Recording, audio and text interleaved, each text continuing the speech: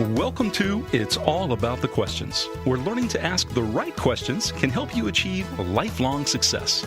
Now, here to help you ask all the right questions is award-winning author, international speaker, and business strategist, Laura Stewart. Hey, everyone, and welcome 1 week after my birthday week. And actually, the celebration's still continuing because I get to bring you one of my favorite people on the planet. Although I do say that about a number of people I bring on the show, but it's fun for me because it's like the people I hang out with in my living room or on my phone are the people that I'm bringing to you on the show. And I had such an amazing birthday week. It is so much fun to be able to have a chat with my guest today, Mr. Terry Whalin.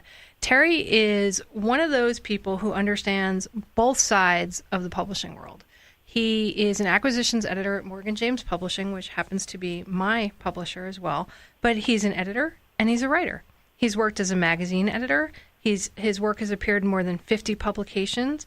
He was an acquisitions editor for several major publishers, both traditional and otherwise. And he was also a literary agent. So for those of you who are interested in publishing, this is the show you must be listening today. And if you know somebody who isn't listening right now that should be, please go get them. Tell them to get on iHeartRadio or turn on their dial to 107.9 FM in Vero Beach. And Terry's written more than 60 books through traditional publishers on topics from children's books to biographies to co-authored books. Over 15 years ago, he wrote a book called First Place by Carole Lewis, which sold over 100,000 copies, and it was a diet book. He's also known as a book proposal expert and has written a best-selling book, Book Proposals That Sell, 21 Secrets to Speed Your Success, has over 130 five-star Amazon reviews. That is not a small feat, I will tell you that. He has updated his teaching to include fiction and nonfiction, plus created a step-by-step online membership course called Write a Book Proposal. His latest book is Jumpstart Your Publishing Dreams, Insider Secrets to Skyrocket Your Success. And he also has written another book we're going to talk about today about Billy Graham. And when Terry gets on the line, we're not only going to be talking about publishing, we're also going to be talking about faith and Billy Graham and how somebody goes about making books that people want to read and want to learn about. So Terry, thank you so much for being here with me today. Laura, it's a great honor to be with you. I'm really looking forward to this. You know, it's one of my favorite times is whenever we get to spend even just a few minutes talking on the phone. And now that you're living in Denver, I know we have a slight time change when we talk, but it always seems like no matter what time I call, you're always there to answer the phone. So thank you. I'm glad to do it. So you just got back from one of the biggest publishing events, Book Expo America in New York, correct? Yes, I was there. I was just reading, there were over 20,000 people that were at this event, but yeah, it's the biggest book trade show in the country. And for the last few years, it's been in New York City at the Javits Center, but next year it's going to move, very interesting. So it's going to be earlier in the month, and it's going to be in Chicago. Oh, that's kind of upsetting for New York. New York doesn't like to give up those things. Yeah, it hasn't moved since 2009, so it's going to be kind of a big deal. Yeah, and Chicago is radically different from the Javits Center, so that'll be fascinating. But there's reasons for everything. What was your biggest takeaway from Book Expo America? Well, I guess my biggest takeaway is that they're still making great books, and that authors need to figure out if they have a book, how in the world they're going to be actively promoting the book. Because I saw best-selling authors, I mean, Newt Gingrich, Lee Childs, Mitch Albom. I mean, you name the author, and they were all there at Book Expo promoting their books. And so that's the kind of thing that I feel like every author has to be doing in order to find their audience. You know, it's interesting that you mentioned those names being at Book Expo America promoting their books, because none of them, do you think, needs to do any sort of book promotion whatsoever at this point in their careers. Every single one of them that you mentioned, well, I'm not sure about Newt Gingrich, maybe he is, New York Times bestselling authors for Mitch Albom and Lee Child. You wouldn't think that they still need to promote. Yeah, you wouldn't think so, but they have quite a fan base, and it was good for them to be there, seeing their fans and signing books. I'm also thinking of the mega author that lives there in Florida with you, James Patterson. He was also there. He came after I had left New York, unfortunately, so I didn't get to see him this year. But he's launched a new children's imprint, so his enterprise just keeps going and going, and that's a good place to announce those kinds of things. Well, James Patterson totally gets that being an author is a business. It's not just about putting your words on paper, but it is a business as well. Absolutely. How did you get your start in publishing? Well, I majored in journalism in college, so I thought that's what I was going to do, was be a hard-chasing newspaper kind of guy, but I made kind of a left-hand turn out of college, and I spent actually 10 years in linguistics is what Wow. I did. I was overseas working in Guatemala among the Southwest Kaqchikel people. But I returned to my writing, and I really started in the magazine area. Started writing for magazines, freelancing, and all these people want to be published out there, Laura, and they want to write books, and I totally get that. Books are permanent; they hold them in their hands, all that kind of thing. But I think there's really some valuable skills that every writer can learn from writing for magazines, for print magazines is what I'm thinking of in particular, because they have more prestige than just writing online or writing a blog or something like that. And it's not that hard to do. But you learn a tremendous amount as a writer writing for those publications. You learn how to write for a specific target audience because every magazine is different. You learn how to write for a deadline, write a specific word count, all those kinds of things. You learn how to revise the piece if the editor wants changes. You learn how to have a beginning, middle, and end, just those kind of simple things that people forget sometimes when they just, dump out a book or whatever they're going to publish. I know I think about you every time I write a magazine article. I've been writing for the Vera's Voice magazine here in town, and I've written for some other magazines as well, but now I write monthly for the Vera's Voice, and I've been writing cover stories. This current issue is on surfing, and I knew nothing about surfing, but they were looking for an idea for the Sebastian Inlet, which is the largest state park in Florida. And I'm like, well, surfing is historical here. Some of the top surfers in the world came out of here, and they're like, oh, okay, you want to write an article on surfing? I've never even been on a surfboard, but I love the Beach Boys and Gidget movies, so I figured, what the heck? And it requires a lot of research for the number of words that you're writing, which is very different than most blogs where you're just writing your thoughts.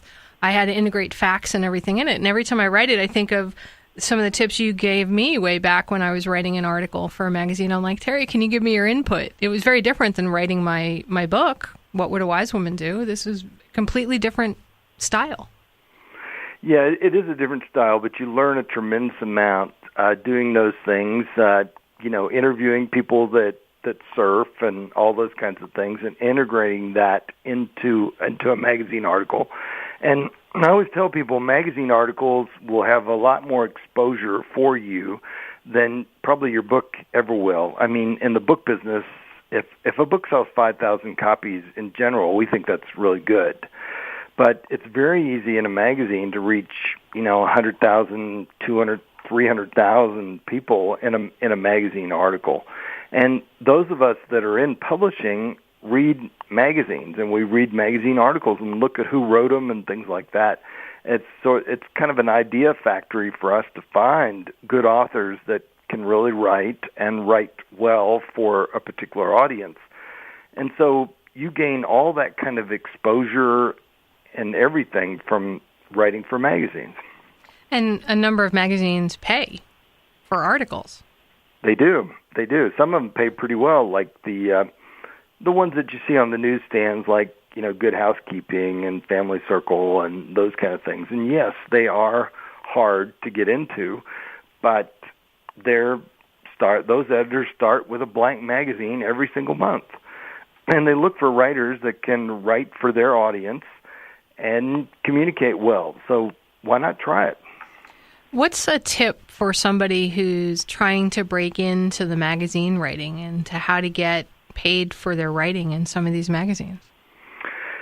Well, I guess the tip is to not focus on the pay at first. Really, you're looking more for the credit and the credential, the fact that you've written for a local magazine or a regional magazine. Those are often good ways to start before you get into national magazines. But you can climb the ladder of exposure just like you would with anything else. So you start out with what makes sense locally for you, and then you expand to something like statewide in Florida, and then you look at something that's going to go national. And those kinds of things can easily build for you in your career. That very much did for me.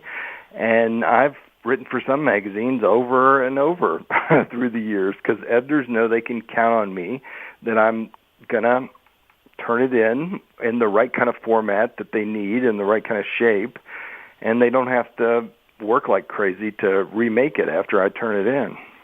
You have a whole bunch of resources on your website on how people should sort of format things, if I remember correctly, right? I do, because, it depends on the publication. Some magazines want you to write what they call a query letter, which is like a one-page pitch with your idea, and so you have to know kind of how to do that.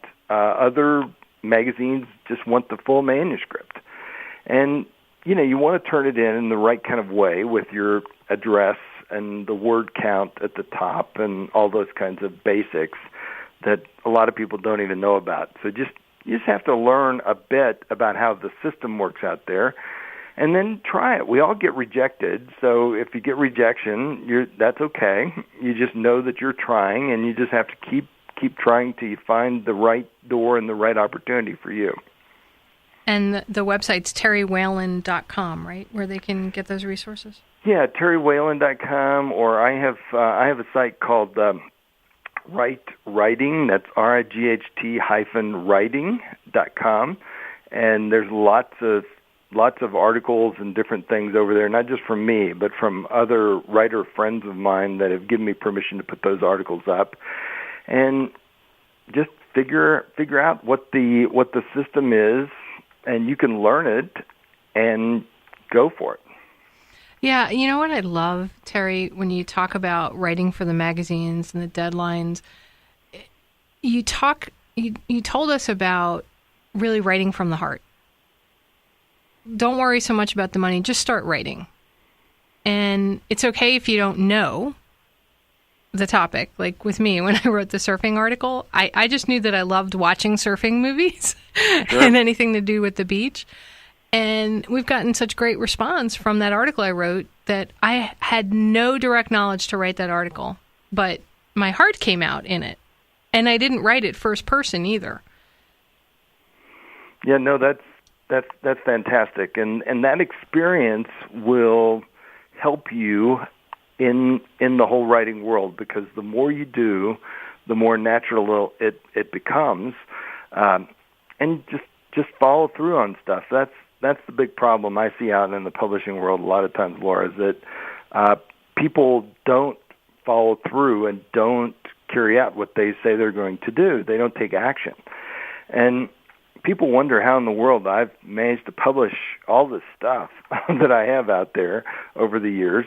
And, I've kind of realized I'm sort of a simple guy. I go to these conferences, I meet editors, and they look at me and they say, that's a really good idea. Write that up and send it to me. And when we come back from the break, we're going to tell you exactly what he does next. So we'll be right back with Terry Whalin. We are back with my special guest, Terry Whalin, acquisitions editor at Morgan James Publishing, longtime publishing guru, multifaceted author, and a dear friend of mine.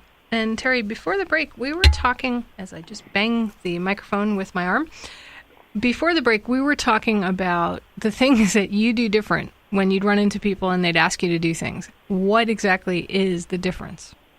Yeah, it's not that I'm the greatest writer in the world, Laura, or anything like that, but I am persistent, and I do persevere, and I do follow through. And so those basic skills are something that anybody that's listening to us can actually achieve. And so if you go to some conference or you hear from some editor and he says, write this up and send it to me, they're sincere. They really want it. And so if you take action on that, from my years in this business, I would say that puts you probably in the top 3% of all the people that editor is working with, because you actually took action and did something.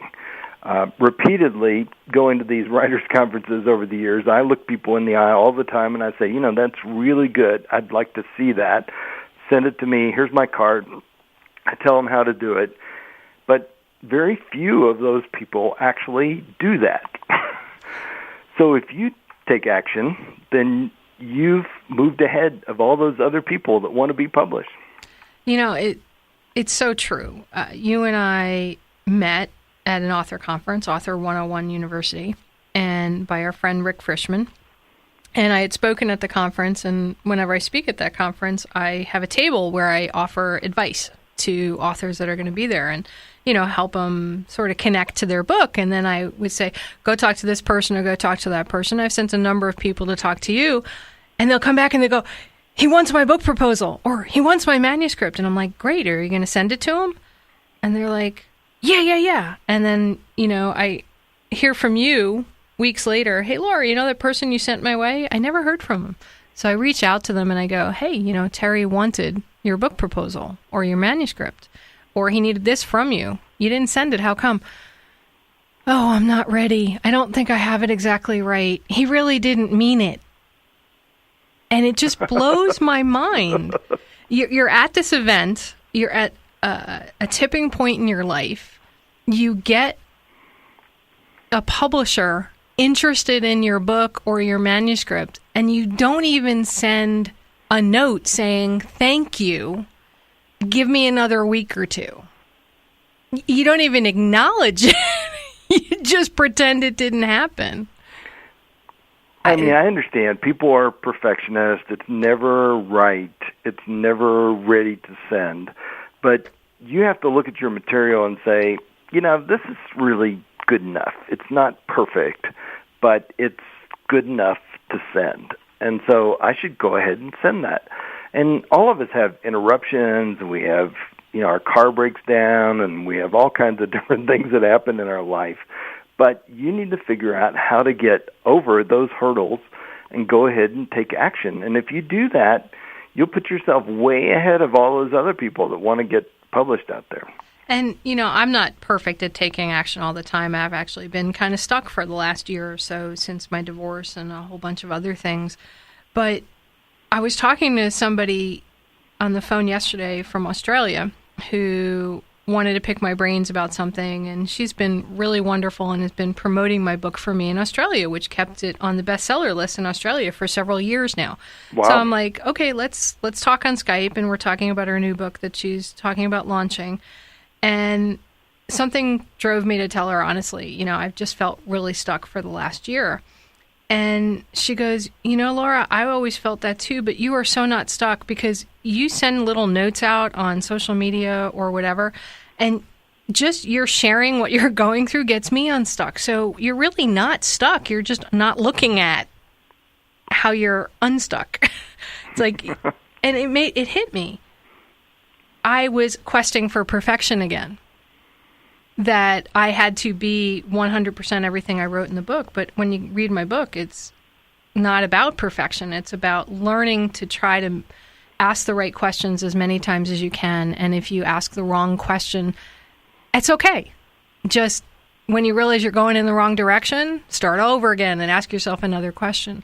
So I encourage anybody who's listening today, if you have ever encountered a publisher or anybody that said, I'm really interested in this, and even if it's been a year or two since you responded to them, reach out. Maybe they forgot about it, maybe they didn't, but, take some action. Don't you agree with that, Terry? Yeah, no, absolutely. And I have people that come back to me, after it's been a couple years maybe since I've talked to somebody, and I think that's perfectly fine to go ahead and take action and send them what they were looking for. Check with them. You can send them a little note, say, hey, you still looking for this? I got it ready now. I'm ready to send it to you. Because timing in the publishing world may not be right either. If it's a couple years later, the publisher may not be interested in it, but you know what? Maybe something else you're doing might be interesting to them at the time. Oh, yeah, absolutely. It's all about timing as one of the key things that I've learned about publishing is being in the right time, in the right place, with the right stuff, with the right person, all those kinds of things. The rights have to line up, but you don't know whether the rights line up or not if you aren't trying, if you aren't knocking on those doors of opportunity, and there's lots of them out there. Yeah, and if you're not asking the right questions either. You need to be asking, because if you don't go to Terry Whalin and say, I have this idea, or I wrote this book, or I wrote this short story, what do you think of it? Absolutely. We're looking for those kinds of things all the time. And, it might not be right for me, but I have a lot of other connections and other people that I know that are looking for those kinds of things, and I'm always happy to send them that direction, too. I love the comment both you and Rick Frischman individually told me at different points in time, and I was very thankful it didn't apply to me, just because I like to believe I actually know how to write. But you all said, Laura, we love your idea. This is before I had written my book. And you said, and if you can't write, that's okay. That's what ghostwriters are for.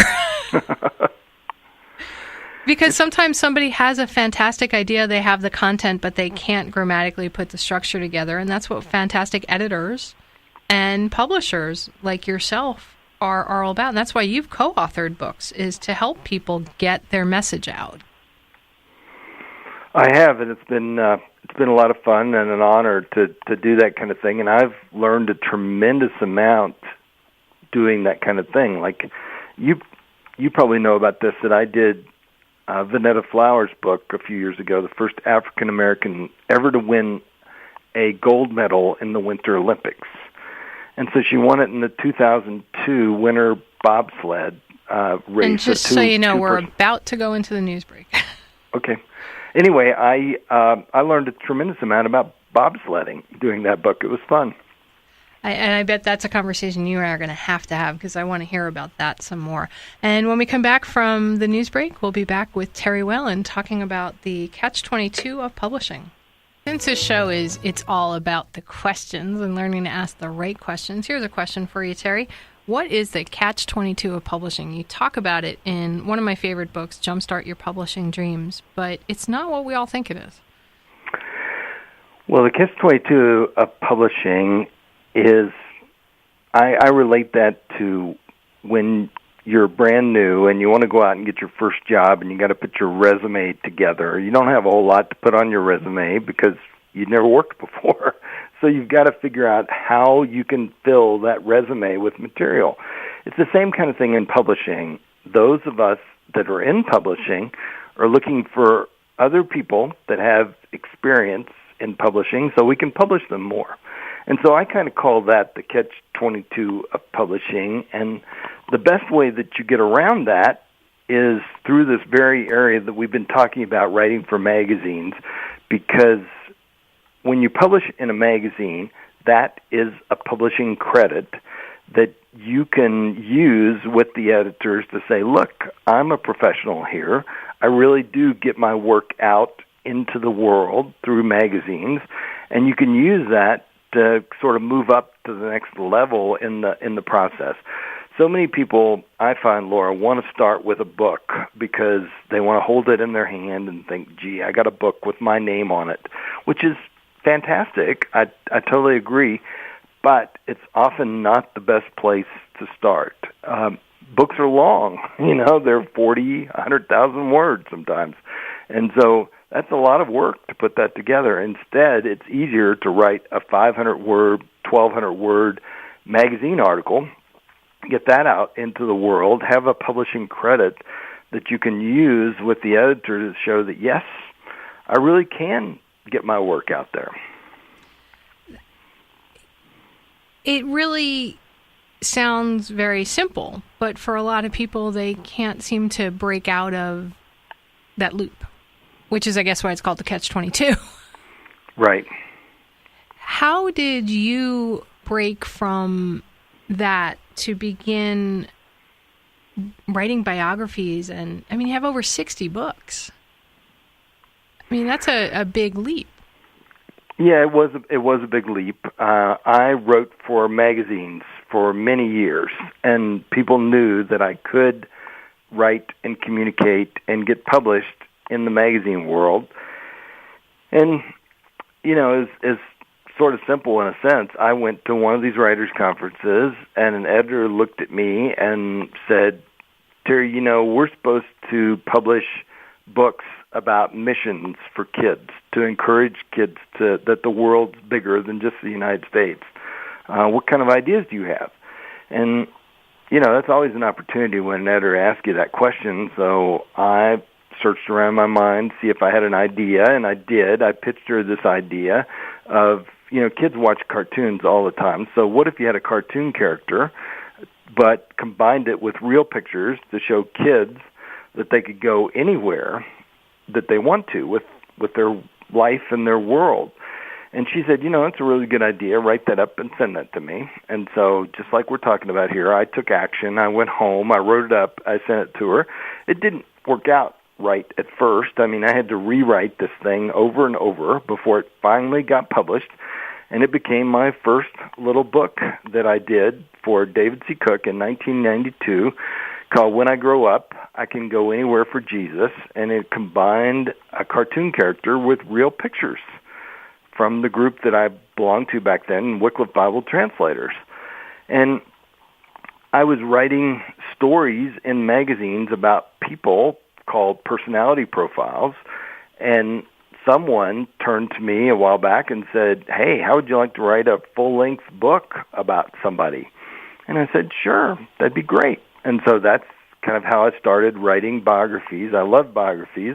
I read biographies a ton when I was a kid, and so it sort of spurred me into writing longer pieces about people and their whole lives. I would imagine that writing a book about somebody else's life is not an easy feat, and especially if it's an authorized biography and you're writing it for somebody or with somebody, or in the case of Billy Graham, somebody that you know personally. You have to ask a lot of questions.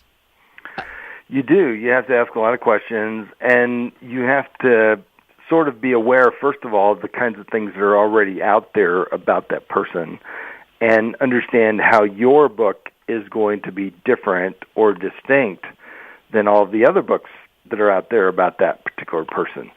So like for my Billy Graham book, one of the distinctions I would say is that this is an easy-to-read, 170-page book about the life of Billy Graham. It's not 650 pages like his autobiography, Just As I Am, is, where you may get lost in all the names and the different things that happen in Mr. Graham's life. So that's how you have to make your book stand out to be something distinct and different than's already out in the market. You know, I loved reading the Billy Graham book, and I've read a number of things about him in different articles and newspaper things over the years. What hit me about your book was the personal with the impersonal, where you could tell that you as the author knew the person, but yet you distanced yourself enough from the content so that we knew that you were telling truth as you knew it, as you were aware of it, with some details that only somebody, say, on an inside might know. How do you balance that, not only in writing a biography, but writing anything, doing that balance act? Yeah, you know, it is a delicate balance, but one of the things I did putting together this book about Billy Graham is I interviewed people that had great stories about him and knew him personally.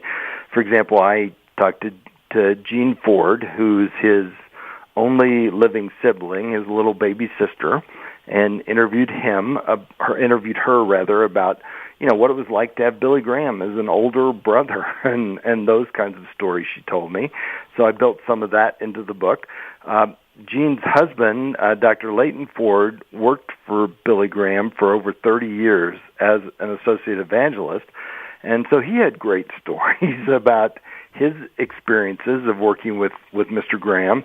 And so I listened to those stories and picked a couple of stories that I thought were really great that he told me that were short enough that I could go ahead and include in my book, and added those into the book. So you're right, there's a combination of facts, but also of experiences that Mr. Graham had throughout his life that the reader can learn a tremendous amount and apply to their own life. Faith has played a tremendous amount in your career and in your life. And to write a book about Billy Graham, obviously it's a center to your life. How does that factor in when you're picking projects or just going about your daily business life? Well, that's a really great question. Faith is a foundation stone, I would say, in my life and the way I operate and the way I believe in people and all those kinds of things. And it comes from long experience, comes from doing a lot of reading, but also having that personal faith connection that I have with Jesus. And so it's a centerpiece of my life, and it helps me know how to treat people with kindness and integrity, and all those kinds of things are built into my life because of the faith journey that I've been on personally. And I worked for Billy Graham myself over 20 years ago. I was associate editor at Decision Magazine back when we were doing 1.8 million copies of the magazine every month. Talk about numbers. Now the circulation of the magazine's dropped off, but it's still around 300,000, which is a large magazine to get published in. That is quite a large circulation. But faith has always been has been a part of my life. I would say through the key incident in my own life happened about halfway through my sophomore year in college. And that experience is something that has carried through in my life day in and day out, and that's why a lot of my books are in the faith Christian category over the years. And the magazines that I write for are in the same kind of vein. Sure, I've written for Writer's Digest and some places like that, but overall, the bulk of my writing life has been in the inspirational religious marketplace. Yeah, some people will say that you're leaving a lot of money on the table because you have a faith-based focus, or that you won't get media attention or those things because you're faith-focused. What's your response to that?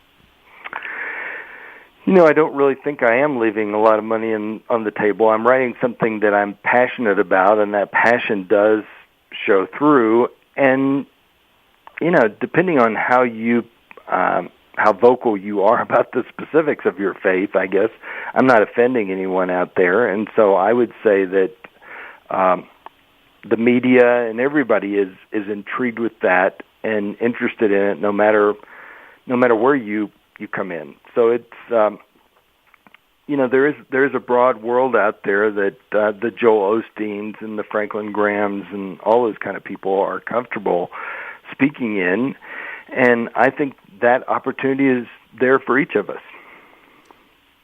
When you and I first met, one of the things I loved about you was you seemed to have no preconceived notions about anybody. You met the person and were totally present with them.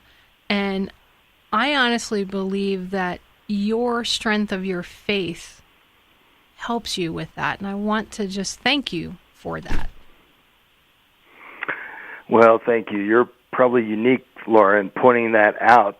But I really do try to listen to people and see where they're coming from to be able to help them from that point that they are right there to where they need to go next. And so that's how people have treated me over the years, and I have hugely benefited. My whole writing life stands on the shoulders of all these people that I've learned from, and I've tried to apply that to my own life as I've worked with others. And we're going to talk more about that when we come back after the commercial break.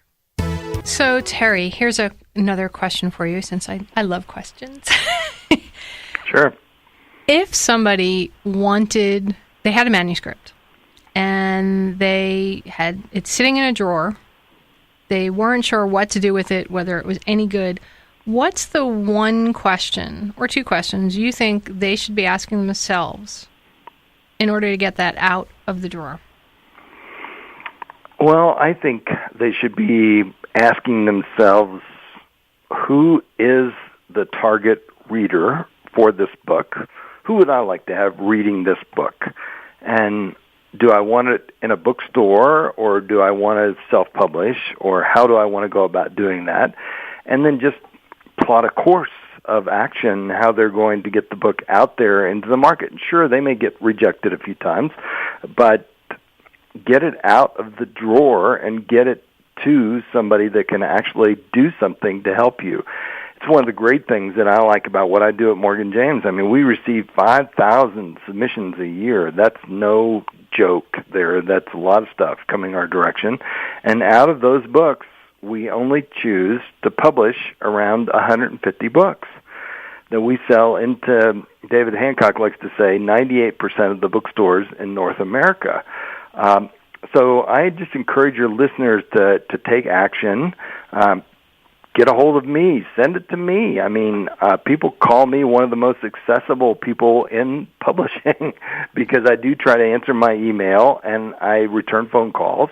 I think we're in the communication business, Laura, so I think we should be communicating, where a lot of times you send stuff to an editor or an agent and it just goes in a black hole. You hear nothing from them. And something about that bothers me. So if one of the listeners out there wants to send something to you, Terry, make sure if they send you an email, right, that they should say they heard it on Laura Stewart's show, It's All About the Questions, so that they know it's sort of solicited. Yeah, absolutely. And how do they get that to you? Well, my work email is terry@morganjamespublishing.com. That's one way they could do it. I have 146,000 followers on Twitter, and in my Twitter profile, it has my personal email, which is just terry@terrywhalin.com.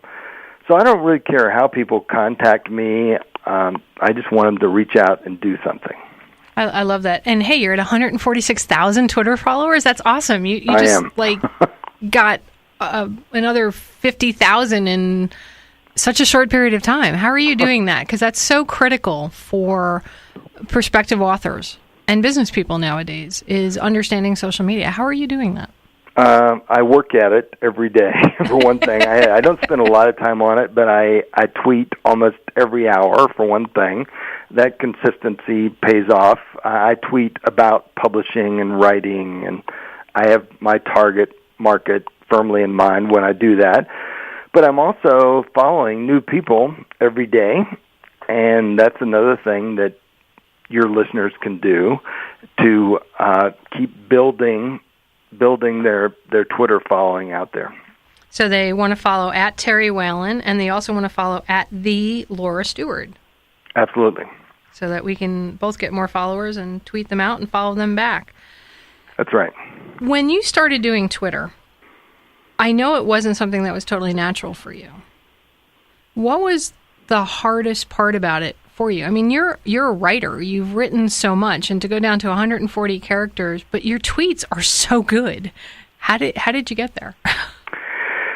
Well, it's a process, for all of us to learn how to do this, but I do not spend a lot of time on Twitter, to be honest. I have a full-time job acquiring books for Morgan James, so I limit the amount of time that I spend on social media, but I'm very focused on the different tasks that I do to set up my tweets for the day through Hootsuite, which is free, hootsuite.com, so that people can set up their work and get it out there and be tweeting on a regular basis, because people like to follow people that tweet on a regular basis. And so if you do that consistency, that'll really pay off for you too. Like everything in life, consistency and taking action sounds like the common themes of today's show. Yes, to me too. All right. So over the course of your life, has there been one question that either you've asked or that you were asked that you feel changed your life or brought you to where you are today? I don't know that I could pinpoint it down to one question that has done. I guess the area that I guess I would focus on is to be a lifelong learner, to always be trying new things and keep growing in your life, whether you're in your 90s or whether you're in your 20s. You want to keep growing and keep learning new things. There's always new things to try out there. So try those things, see if they work for you. If they do, keep doing them. If they're not working, try something else new. That's a big one too. If they're not working, try something else new. Arianna Huffington said something in her book, Thrive. She said, sometimes the best way to finish something is to just stop doing it. It doesn't necessarily have to come to a completion, but finishing it just may mean I don't need to do this anymore. Whether it's a project at home or some job that you're doing that doesn't feel like right, but you've got 10 or 15 projects half finished. Maybe the way to finish them and just go, they don't need to be finished. I think that's good advice. We need to focus on the things that are really primary in our own life and get those things done and then go on to the next thing. Now, what about if we take it to the publishing world and think about a book that let's talk about that book in the drawer. Is every book that's in a drawer meant to be finished? Oh, no. There's a lot of books that are still remain in the drawer, particularly my novelist friends. They tell me that they have to write probably 2 or 3, at least, novels, complete those novels before they actually get one published. And many of my best-selling novelist friends still have that first, second, third novel in their drawer. It's probably never going to get published. Just because it's not that good? Or it's not that good. Okay. They had to learn something about the whole storytelling, fiction writing process, writing those first couple of novels, and yet it's not that good. It's going to take a lot of work to get that old novel into print. I was recently coaching an author that I had met at an event, and they sent me their manuscript, and it was like a 600-page novel. And it felt like there were 3 novels in one novel, but they didn't want to break it up or anything. And the book was really good, but they'd gotten all this feedback from different people, so they kept adding and adding and adding. And I'm like, take out. Split it here, or put that into another book. It would be perfect. And finally they decided to self-publish, which is actually great. I think the book is good. But it's fascinating how you feel that sometimes fixing is adding, when maybe sometimes fixing is stopping or going in a different direction. Yeah, no, absolutely. And at Morgan James, one of the things that we figured out is that particularly for nonfiction, people's attention span is less and less. So shorter books are good. So the sweet spot that I tell authors all the time about, is about a 200-page book. Now that translates into words into being about 50,000 words. So it doesn't have to be a huge kind of book to really get out there and have an impact. The other day I was asking David Hancock where we came up with that sweet spot and of 200 pages. And he said, well, I got that from the lead buyer of nonfiction books at Barnes & Noble. Perfect. So we're going to have to end. The show is over. Terry, I want to thank you so much. And that last note, 50,000 words. Terry, thank you so much for being with me today. And remember, the right questions can change your life. Everyone, we'll be back next week. Questions, starring Laura Stewart. Connect with Laura at it'sallaboutthequestions.com and download a free workbook that will help you ask better questions starting today.